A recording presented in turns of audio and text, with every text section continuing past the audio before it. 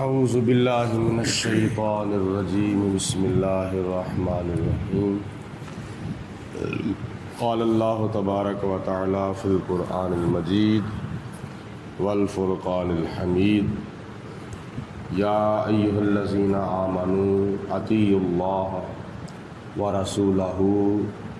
ولا تولوا عنہ وانتم تسمعون۔ اے ایمان والو، اللہ تعالیٰ کی اطاعت کرو اور اللہ تعالیٰ کے پیارے رسول علیہ السلام کی اطاعت کرو، اور اللہ کے رسول کی اطاعت سے روگردانی نہ کرو، یعنی چہرہ نہ پھرو۔ وَأَنْتُمْ تَسْمَعُونَ، اور حالانکہ تم اپنے کانوں سے سن رہے ہو، یعنی سننے کے باوجود اللہ کی اطاعت سے منہ نہ پھیرو اور اللہ کے رسول کی اطاعت سے منہ نہ پھیرو۔ اللہ اور اللہ کے رسول کی اطاعت جو ہے وہ ایمان والوں پر واجب ہے۔ نبی پاک علیہ الصلوۃ والسلام کا حکم ماننا اور پھر اس کے اوپر عمل کرنا، یہ صحابہ کرام کا یہ بڑا جذبہ تھا، اور حضور علیہ الصلوۃ والسلام کے حکم پر وہ لبیک کہتے تھے۔ آج وہی حکم ہمارے لیے بھی ہے اور قیامت تک کے مسلمانوں کے لیے یہ حکم ہے کہ اگر تمہارے کانوں میں آواز پڑ جائے کہ یہ کام کرنا ہے اور یہ کام نہیں کرنا، اللہ کے پیارے رسول نے فرمایا ہے، تو اہل ایمان کا حق بنتا ہے کہ وہ حضور علیہ السلام کے حکم کے سامنے سر تسلیم خم کر دیں۔ وَلَا تَكُونُوا كَالَّذِينَ، اور ان لوگوں کی طرح نہ ہو جاؤ، اے ایمان والو ان لوگوں کی طرح نہ ہو جاؤ، قالوا سمعنا، جنہوں نے کہا تھا کہ ہم نے سنا ہے، وَهُمْ لَا يَسْمَعُونَ، اور وہ حقیقت میں سنتے ہی نہیں تھے، یعنی بظاہر سنتے تھے لیکن نبی پاک علیہ الصلوۃ والسلام کے حکموں پر عمل نہیں کرتے تھے۔ جو منافقانہ طور پر یہود و نصارہ مدینہ شریف کے اندر کلمہ پڑھ کے مسلمان ہوئے تھے، وہ اوپر سے سن تو لیتے تھے، لیکن ان کا سننا تب ثابت ہوتا تھا کہ اگر وہ نبی پاک علیہ السلام کے حکم پر عمل کرتے تھے۔ تو اس لیے حکم پر عمل کرنا نہ سننے کے برابر ہے۔ ان شر الدواب عند اللہ، بے شک سب جانوروں سے بھی بدتر اللہ کے نزدیک وہ لوگ ہیں، الصم، جو کان ہونے کے باوجود نہیں سنتے، البکم، جو زبان ہونے کے باوجود بھی گونگے ہیں، الذین لا یاکلون، جو دماغ ہونے کے باوجود بھی عقل سے کام نہیں لیتے۔ اللہ کے نزدیک وہ جانوروں سے بھی زیادہ بدتر ہے، یعنی حق بات کے معاملے میں نبی پاک علیہ الصلوۃ والسلام کی دعوت کے معاملے میں جو لوگ کفار مکہ اور مشرکین مکہ تھے، وہ بظاہر کان بھی رکھتے تھے، لیکن اللہ پاک نے ان کو بہرے فرمایا ہے۔ وہ زبان بھی رکھتے تھے لیکن اللہ پاک نے ان کو گونگے فرمایا ہے، یعنی کان ہونے کے باوجود وہ حق بات سننے کے لیے تیار نہیں تھے، اور زبان ہونے کے باوجود وہ حق بات کہنے کے لیے تیار نہیں تھے، اور سر کے اندر دماغ ہونے کے باوجود وہ حق بات کو سمجھنے کے لیے تیار نہیں تھے۔ تو یہ لوگ اللہ کے نزدیک جانوروں سے بھی زیادہ بدتر ہیں۔ وَلَوْ عَلِمَ اللَّهُ فِيهِمْ خَيْرًا، اور اللہ تعالیٰ اگر دیکھ لیتا کہ ان میں کوئی خیر ہے، ان میں کوئی بھلائی ہے، تو لَأَسْمَعَهُمْ، تو ضرور ان کو سنا دیتا۔ وَلَوْ اسمعہم، اور اگر اللہ تعالیٰ ان کو سنا دیتا، لَتَوَلَّوْا وَهُمْ مُعْرِضُونَ، تو وہ ضرور روگردانی کرتے ہوئے پشت پھیر جاتے۔ یعنی مشرکین مکہ، ایک روایت کے مطابق یہ آیت مبارکہ کا نزول اس وقت ہوا تھا کہ جب کفار مکہ اور مشرکین مکہ نے نبی کریم علیہ الصلوۃ والسلام سے کہا کہ اے محمد صلی اللہ علیہ وسلم، اگر آپ اللہ کے نبی ہیں تو ہماری ایک فرمائش ہے وہ پوری کر دیجئے۔ آپ نے فرمایا کون سی فرمائش؟ انہوں نے کہا کہ جو ہمارے ایک جد امجد فوت ہو چکے ہیں، قصی ان کا نام تھا، قصی، ان کو آپ زندہ کریں۔ اور یہ قصی وہ اللہ کے بندے ہیں کہ جو نبی پاک علیہ الصلوۃ والسلام کے آباء و اجداد میں سے ایک جد امجد ہیں۔ نبی پاک علیہ الصلوۃ والسلام کا جو شجرہ نسب ہے، محمد بن عبداللہ بن عبد المطلب بن ہاشم وغیرہ، یہ نام آگے جتنے بھی اوپر آتے ہیں حضرت ابراہیم علیہ الصلوۃ والسلام تک، آپ کے آباء و اجداد کے ناموں میں سے ایک نام آتا ہے قصی۔ تو اس کو کافر بھی اپنا بزرگ کہتے تھے۔ تو کافروں نے کہا، مشرکوں نے کہا کہ اے محمد، اگر آپ اللہ کے نبی ہیں تو ہمارے جو جد امجد ہیں قصی، آپ ان کو زندہ کریں اور وہ زندہ ہو کر آپ کی نبوت کی گواہی دیں۔ تو اگر وہ آپ کی نبوت کی گواہی دے دیں تو ہم بھی آپ کو اللہ کا نبی مان لیں گے، تو اگر وہ آپ کی نبوت کی گواہی نہ دیں تو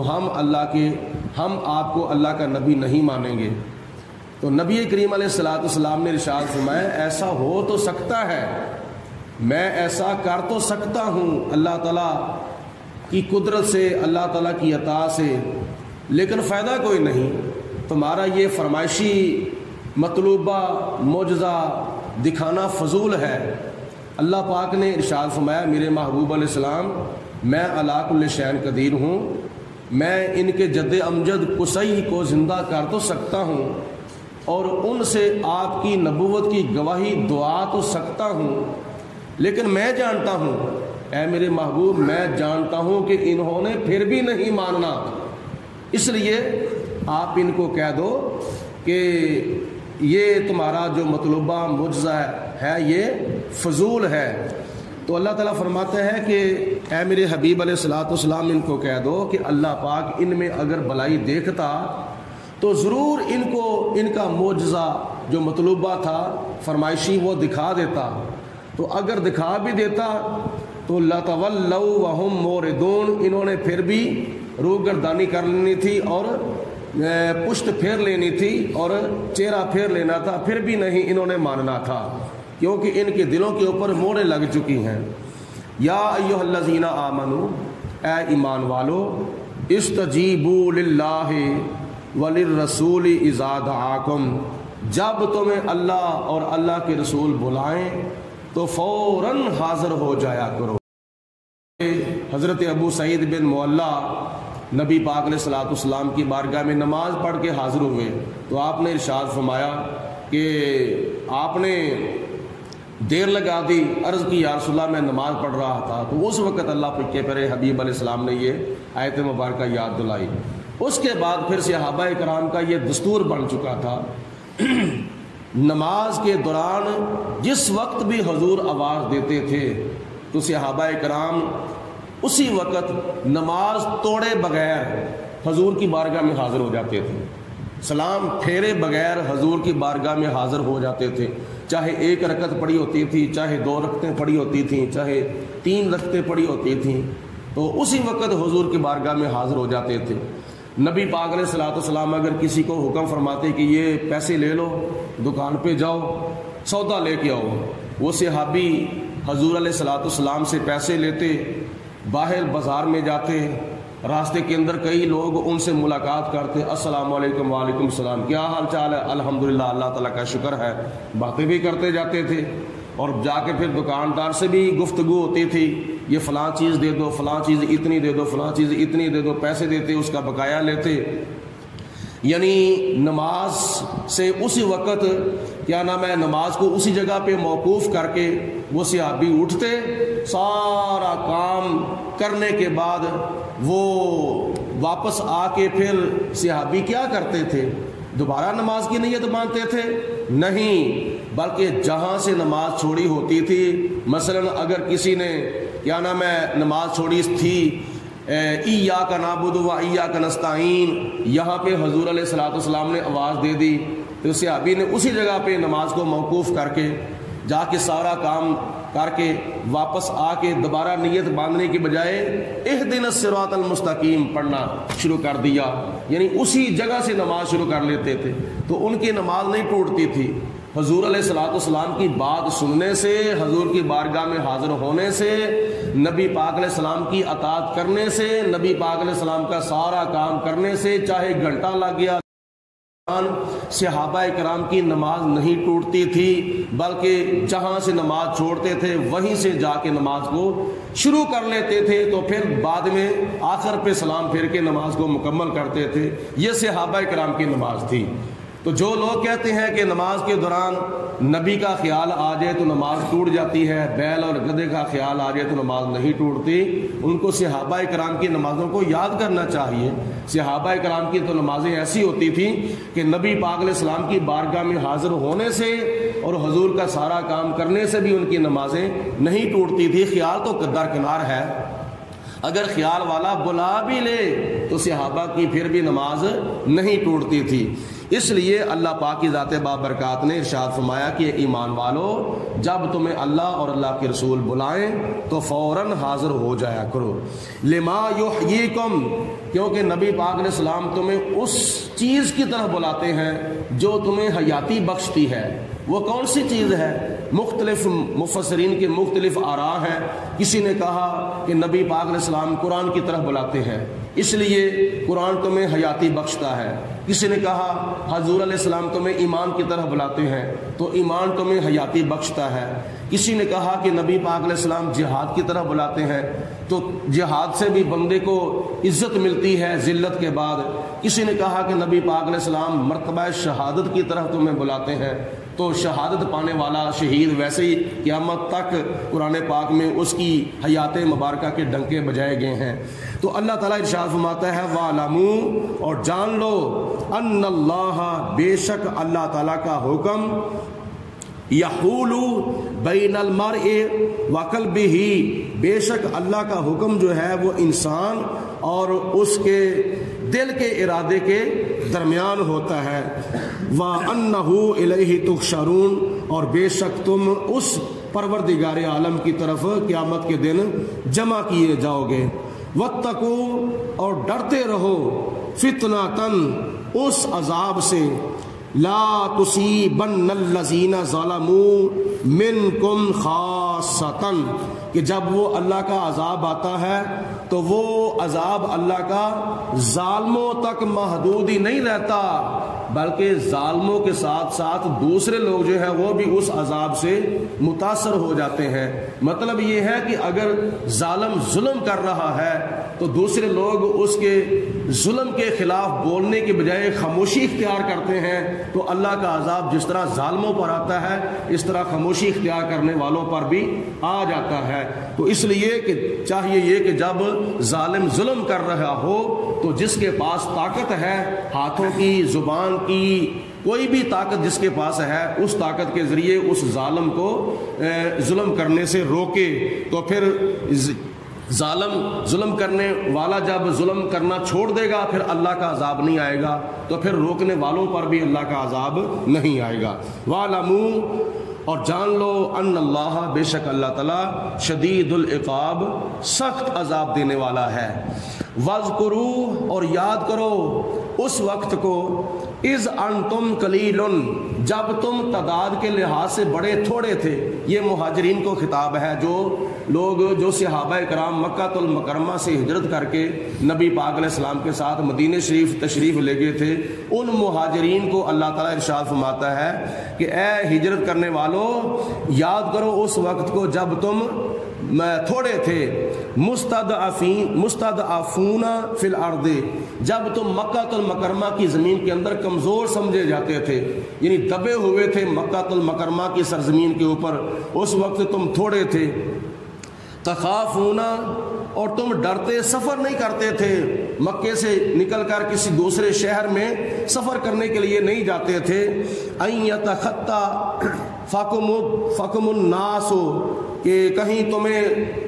لوگ تمہارے دشمن یا کافر جو مشرکین مکہ ہیں وہ تمہیں کیا نام ہے ملیہ میٹ نہ کر دیں، تم ڈرتے تھے، فآواکم تو پھر خدا کی ذات نے تمہیں پناہ عطا فرمائی، یعنی مکہ المکرمہ سے ہجرت کرنے کا حکم دیا، مدینہ المنورہ میں خدا نے تمہیں پناہ عطا فرمائی، وَأَيَّدَكُمْ بِنَصْرِهِ پھر اللہ کی ذات نے اپنی مدد کے ساتھ تمہیں قوت عطا فرمائی، تمہاری تائید فرمائی۔ اس سے مراد میدان بدر کے اندر جنگ بدر، غزوہ بدر کی فتح مندی ہے۔ وَرَزَقَكُمُ اللَّهُ وَرَزَقَكُم مِّنَ الطَّيِّبَاتِ اور اللہ کی ذات نے پھر تمہیں پاکیزہ رزق عطا فرمایا۔ اس سے مراد غنیمت کے وہ مال ہیں جو جنگ بدر فتح ہونے کے بعد کافروں کے مال نبی پاک علیہ السلام کے ہاتھوں آئے تھے، وہ مال غنیمت تھا جو پہلی قوموں کے لیے حرام تھا اور نبی پاک علیہ السلام کے لیے اور حضور کی امت کے لیے اللہ تعالیٰ نے حلال فرمایا ہے۔ لعلکم تشکرون تاکہ تم اللہ تعالیٰ کا شکر ادا کرو۔ یا ایھا الذین آمنوا اے ایمان والو، لا تخونوا اللہ تعالیٰ کی امانت میں خیانت نہ کرو، والرسول اور اللہ کے پیارے رسول علیہ السلام کی امانت میں بھی خیانت نہ کرو۔ اس سے مراد یہ ہے کہ اللہ تعالیٰ کا فرض نہ چھوڑو، نبی پاک علیہ السلام کی سنتوں کو نہ چھوڑو۔ وَتَخُونُوا أَمَانَاتِكُمْ اور آپس میں بھی ایک دوسرے کی امانتوں میں خیانت نہ کرو، علمی لحاظ سے یا مالی لحاظ سے یا پیغام کے لحاظ سے جو تمہاری امانتیں ایک دوسرے کے پاس ہیں ان کو ادا کر دیا کرو۔ وَأَنْتُمْ تَعْلَمُونَ اور حالانکہ تم جانتے ہو، وَاعْلَمُوا اور خوب جان لو، أَنَّمَا أَمْوَالُكُمْ وَأَوْلَادُكُمْ فِتْنَةً بے شک تمہارے مال اور تمہاری اولادیں تمہارے لیے آزمائش ہیں۔ اور ان دونوں چیزوں کے معاملے میں اللہ تعالیٰ کے ذکر سے غافل نہ ہو جایا کرو۔ قرآن پاک میں دوسرے مقام پر اللہ تعالیٰ نے اس کے بارے میں ارشاد فرمایا، جو ابھی میں نے قرآن پاک کی آیت نماز فجر کی پہلی رکعت کے اندر پڑھی ہے، یا ایھا الذین آمنوا لا تلھکم اموالکم ولا اولادکم عن ذکر اللہ، اے ایمان والو تمہاری اولادیں اور تمہاری دولتیں تمہیں اللہ کے ذکر سے غافل نہ کر دیں، اور جو کوئی اللہ کے ذکر سے غافل ہو جائے گا فاولئک ھم الخاسرون تو وہ دنیا کے اندر بھی نقصان اٹھائے گا اور آخرت میں بھی نقصان اٹھائے گا۔ مطلب یہ ہے کہ اپنی اولاد کی وجہ سے اور دنیا کی دولت کی وجہ سے اللہ کے ذکر سے غافل نہیں ہونا چاہیے۔ وَأَنَّ اللَّهَ اور بے شک اللہ تعالیٰ عِندَهُ اس کے پاس اجر عظیم بہت بڑا اجر ہے۔ اللہ پاک کی ذات بابرکات ہم سب کو عمل کرنے کی توفیق عطا فرمائے۔